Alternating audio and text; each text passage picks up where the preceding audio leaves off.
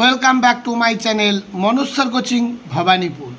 ক্যালকাটা ইউনিভার্সিটির চতুর্থ সেমিস্টারের বাংলা সাধারণ LCC 2-1 পেপারটি যারা রেখেছ তাদের জন্য এই ভিডিওতে লাস্ট মিনিট সাজেশান হিসেবে 65 মার্কের একটি প্রশ্নপত্রের পূর্ণাঙ্গ রূপ আমি দিচ্ছি। তোমরা যদি এটা প্র্যাকটিস করে যাও পরীক্ষায় অবশ্যই সাফল্য লাভ করবে।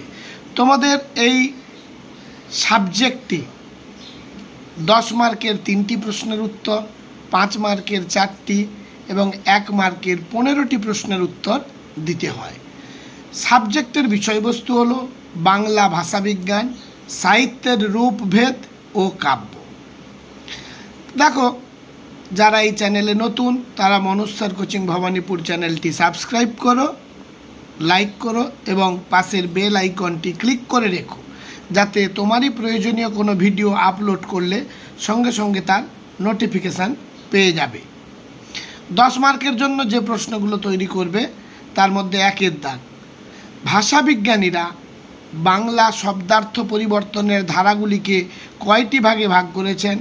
শব্দার্থ পরিবর্তনের যে কোনো দুটি ধারা সম্পর্কে উদাহরণসহ আলোচনা করো। 2-এর দাগ, ছোট গল্পের সঙ্গে উপন্যাসের তুলনামূলক সাদৃশ্য ও বৈসাদৃশ্যগুলি সংক্ষেপে আলোচনা করো। 3-এর দাগ, ট্র্যাজেডি বলতে কী বোঝায়? ট্র্যাজেডির বৈশিষ্ট্য সংক্ষেপে আলোচনা করো।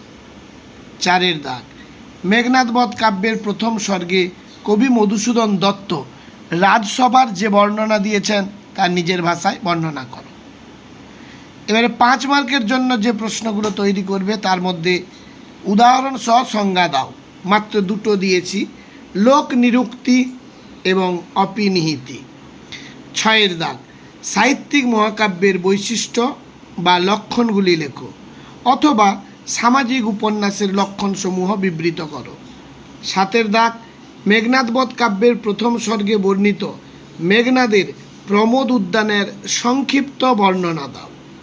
8-এর দাগের প্রশ্ন, ব্যক্তিগত প্রবন্ধের বৈশিষ্ট্যগুলি লেখো অথবা বাংলা শব্দভাণ্ডারে আগন্তুক শব্দভাণ্ডারের পরিচয় দাও। এবার 9-এর দাগে পূর্ণ বাক্যে লেখো, অর্থাৎ SAQ প্রশ্ন 1 মার্কের 15টি করতে হয়, তার কিছু নমুনা দিলাম। মহাকাব্যের 2টি প্রধান ভাগ লেখো। পরবর্তী দাগ, তৎসম শব্দ কাকে বলে?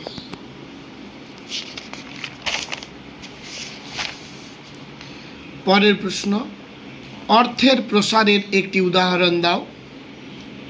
পরবর্তী, অর্থ সংকোচের একটি উদাহরণ দাও। পরের প্রশ্ন, একটি অর্ধ তৎসম শব্দের উদাহরণ দাও। পরের দাগের প্রশ্ন, ছোট গল্প ও উপন্যাসের একটি পার্থক্য লেখো। পরবর্তী প্রশ্ন, একটি সার্থক বাংলা পৌরাণিক নাটকের নাম করো। পরের দাগ, বঙ্কিমচন্দ্রের একটি প্রবন্ধ গ্রন্থের নাম করো। পরবর্তী, একটি বাংলা রোমান্স শ্রেণীর রচনার নাম লেখো। পরের দাগে, বিবর শব্দের অর্থ কী? পরের প্রশ্ন, ছোট গল্পের 2টি বৈশিষ্ট্য লেখো। পরের প্রশ্ন, একটি বিষমী ভবনের উদাহরণ দাও। ঘুগনি শব্দটি কোন ভাষা থেকে আগত? মুরলা কে? অমিত্রাক্ষর ছন্দের স্রষ্টা কে? এই প্রশ্নগুলো তৈরি করে যাও, দেখে যাও, পাস 100% একেবারে নিশ্চিত, এইটুকু বলতে পারি। এটি একটি নমুনা দিলাম। সবশেষে মনোজ স্যার কোচিং ভবানীপুর চ্যানেলটি সাবস্ক্রাইব করে বন্ধুদের মধ্যে শেয়ার করতে ভুলে যেও না। আজ তাহলে এই পর্যন্ত।